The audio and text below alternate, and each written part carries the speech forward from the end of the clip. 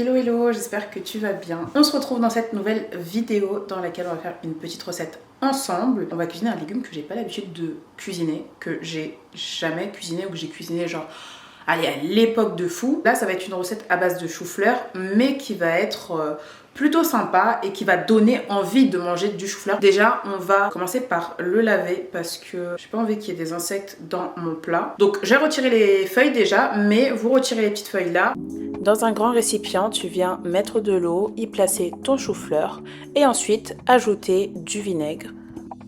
Ensuite, tu viens détacher les choux-fleurs un à un et les placer dans cette même eau.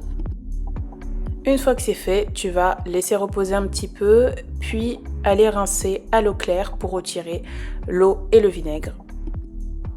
On vient ensuite cleaner ces choux-fleurs, donc il y en a certains sur lesquels il restait un peu de feuilles, on vient les retirer et placer les morceaux dans un récipient en veillant à faire des petits morceaux. Si jamais tu as du mal à faire ça à la main, tu peux bien entendu utiliser ton couteau pour couper.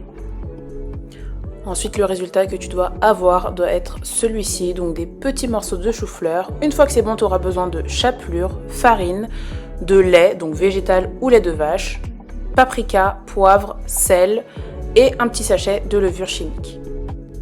Dans un bol, tu viens placer 150 g de farine que tu vas placer dans ton récipient. Ensuite, tu vas préparer 200 ml de lait que tu vas mettre sur le côté. Entre temps, tu viens rajouter le paprika, le poivre, le sel dans ta préparation de farine. À ce moment-là, tu viens y ajouter le lait et enfin mélanger jusqu'à ce que tu puisses avoir une pâte homogène et que tous les aliments soient bien mélangés les uns aux autres. Étant donné que j'aime beaucoup le goût, j'ai rajouté du paprika à nouveau. Ensuite, tu rajoutes un demi-sachet de levure chimique et tu mélanges à nouveau ta pâte.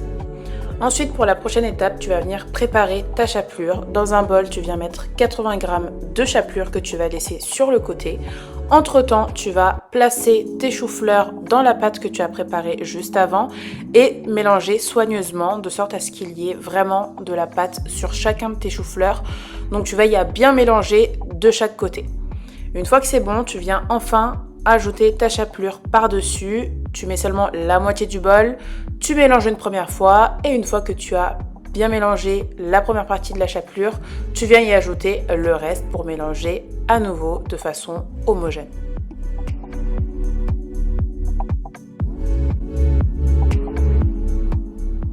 Et voilà le résultat que tu es censé avoir avant de venir placer tout ça au four.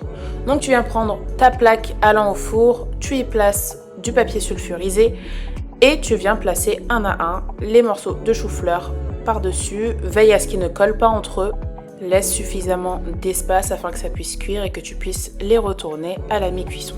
Une fois que c'est bon, tu viens placer une petite cuillère à soupe d'huile par-dessus tes choux-fleurs. Tu veilles à ce que chacun de tes morceaux puisse recevoir un petit peu d'huile afin que ce soit bien doré. Tu places au four pendant 20 minutes à 200 degrés et entre-temps, on vient s'occuper du riz. Donc tu viens placer une casserole sur le feu.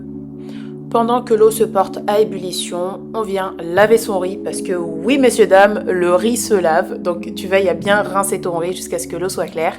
Et une fois que l'eau est portée à ébullition, tu peux venir y ajouter le riz et laisser cuire à feu moyen pendant 10 minutes. Pour ma part, j'ai pris du riz blanc.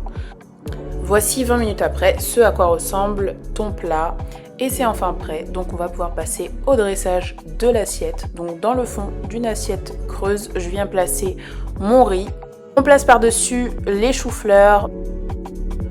J'ai ensuite disposé des petites graines de sésame noir par-dessus et j'ai ajouté de la sauce chili pour rajouter un petit peu plus de goût. Et voilà le résultat final. N'oublie pas de liker et t'abonner à ma chaîne si cette vidéo t'a plu et n'hésite pas à me dire en commentaire ce que t'en as pensé.